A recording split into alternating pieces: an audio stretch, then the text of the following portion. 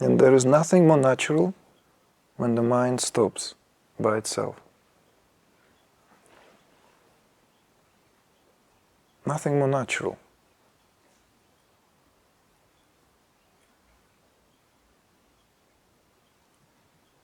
And believe me, you don't become dumb. I reassure you, you don't become dumb without a mind. It's just more consciousness there shines forth. It's more subtle. More subtle. Hence more powerful and more profound.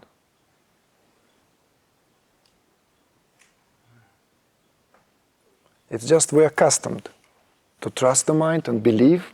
We're accustomed that what is that structure which gradually evolved and took precedence, it becomes the only thing we know. The only thing we know somehow becomes or takes precedence over what we are. Hence the necessity of the process. Hence, though it is given, though it is all there is, never were you not who you are. Never will you become more than who you are. Never will you become less of who you are. It's still a process. Hence the second most important category here is the field of your own awareness, Shakti. I'm not going to shout now, like I did at the conference, just in case. But you get the message. Shakti, Shakti, Shakti. It's the field of your own awareness, field of pure potentialities. That's indispensable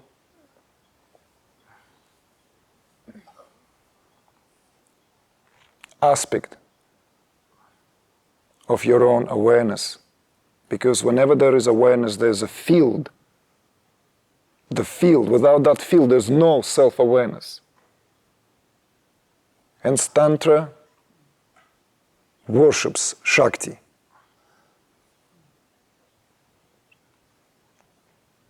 There's no Tantra without Shakti. Your own consciousness contracted in a contracted state, exemplified by life force, aka Shri Kundalini, is that Shakti.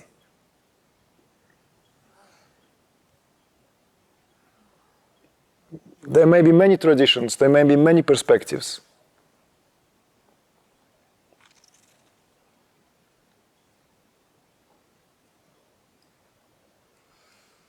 But there simply comes a time when this becomes our direct experience. When consciousness awakens to itself, we are in the presence of our own field. We become in the presence of the field of our own awareness. And that field is what this work is about. It's to work with that field, with the field of your own awareness. The inherent power of your own consciousness. That's what Shakti is. It's the power. That's how the term is translated from Sanskrit into English. Power. It's the power of your awareness as your own self-awareness. There's no greater power. There's no other power. All powers come from that power and being merged back into that power.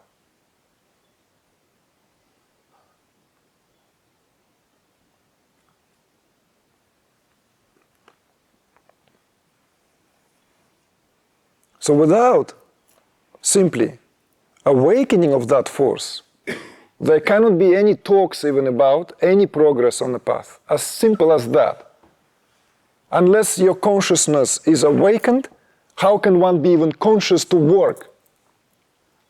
It's like this is the biggest oxymoron to me.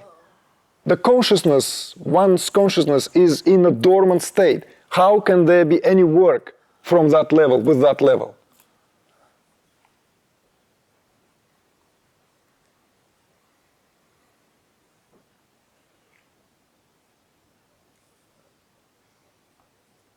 Have you ever worked with an employee who is all the time asleep? Who is perpetually in a sleep, dormant?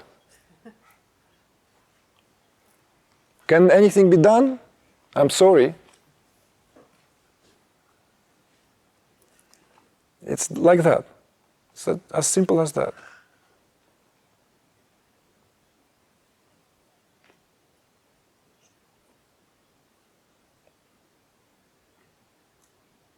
Consciousness, or soul here, Kundalini, it's the same, well, synonymous. Synonymous. These are the same words. Awakening of that force is a soul awakening. It's as simple as that. Before that, soul doesn't even know it's a soul. It has no clue. It cannot be aware of its soulness or of its soulfulness.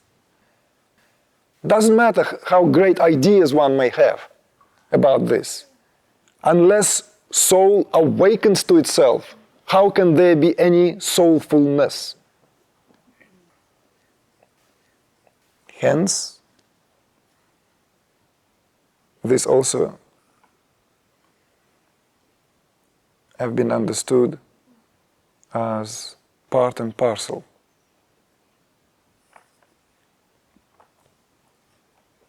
And Shakti here is the parcel and the post woman. She delivers. She delivers. Nothing else does. Because Shakti here is your own consciousness. It's consciousness in that state where it entertains itself temporarily as so and so, as this or that.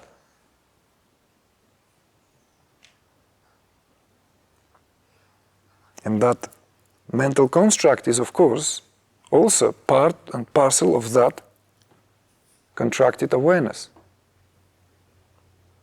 Consciousness contracted to itself to a degree where all it knows is that it is the body, the mind, the ego, and the intellect. Basta. Full stop.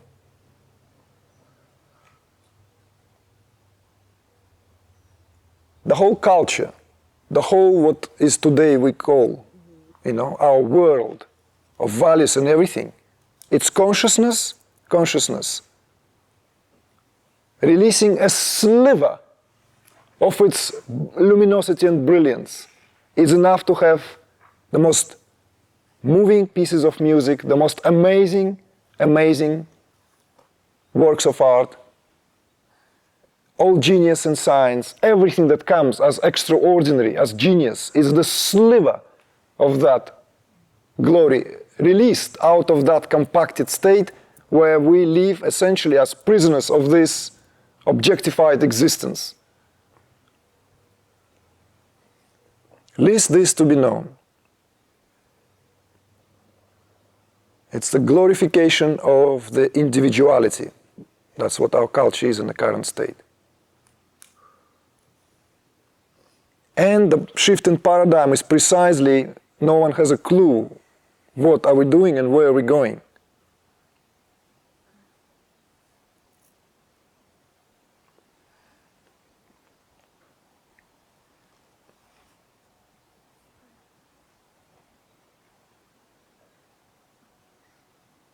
Because to know the meltdown of what we consider ourselves to be temporarily has to take place.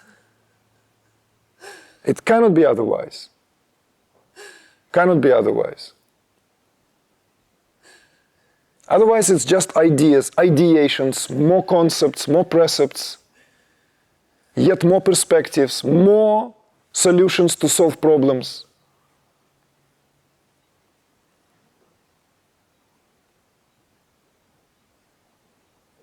That's why among the sages and those who born in a feminine form, sibyls, perhaps.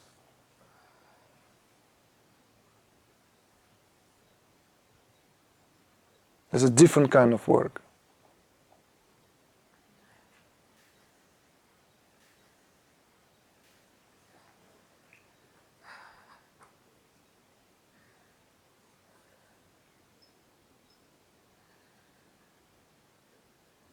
But the melting of this is not a comfortable affair. It's not comfortable. We need to have a clear understanding. Because there's no culture of that. As simple as that. If you come from a culture where this is somehow already instilled somehow, or perhaps it's looser in its structure, then it's not so painful. But our culture informed us into this extremely dense state of our individuality, because we glorify individuality here more than anything else. It's the outcome of the bankruptcy of the custodians of religions and the age of secularism. It's the atheism is the price.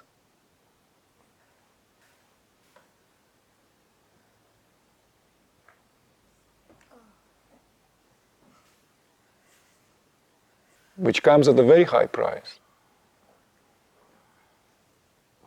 Because when we banish the divinity, it will go somewhere else to be fed. Somewhere else, not obviously somewhere else in another domain of the universe. It will just go underground, deep down. And we will worship every Tom, Dick, and Harry. Because it's in the nature of consciousness to worship. So we will worship whatever we will worship. We'll give our life force to that. Good if knowingly, but mostly unknowingly. Because there is not enough consciousness. So it will be happening unconsciously. Unconsciously we will worship every Tom, Dick, and Harry. And whatever this represents.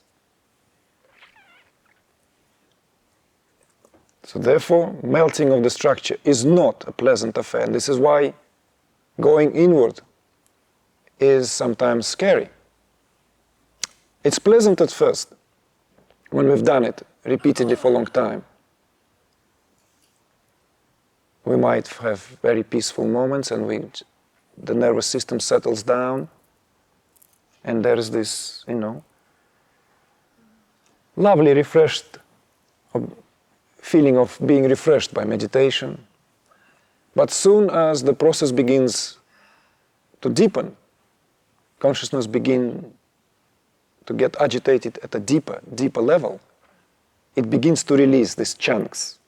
It begins to release these nodules, these stresses, from small to big. And then suddenly it's another phase to the process.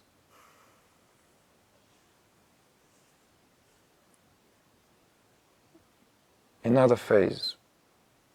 And that is not a comfortable phase very often. What if we back off? Then that's something which was on the way out, stuck.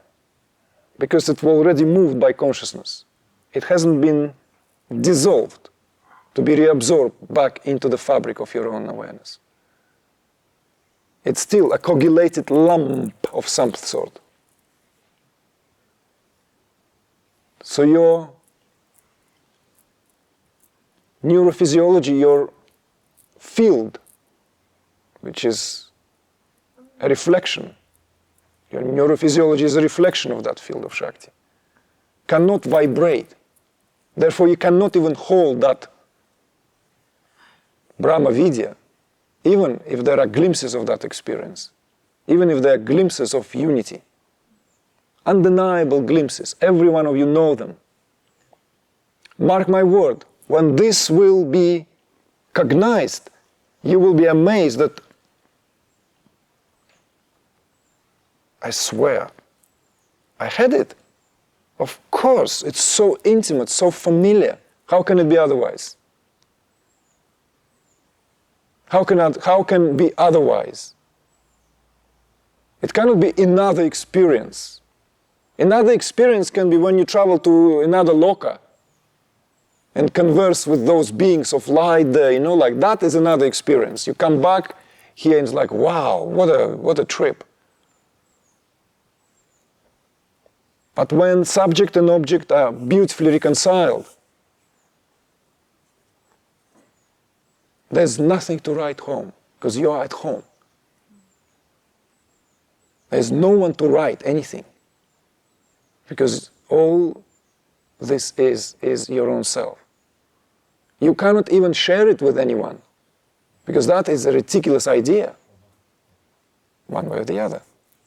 You will either be suggested to visit a psychiatrist, or you'll simply be kind of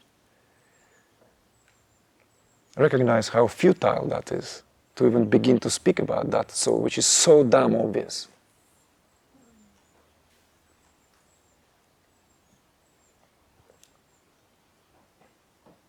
So this is what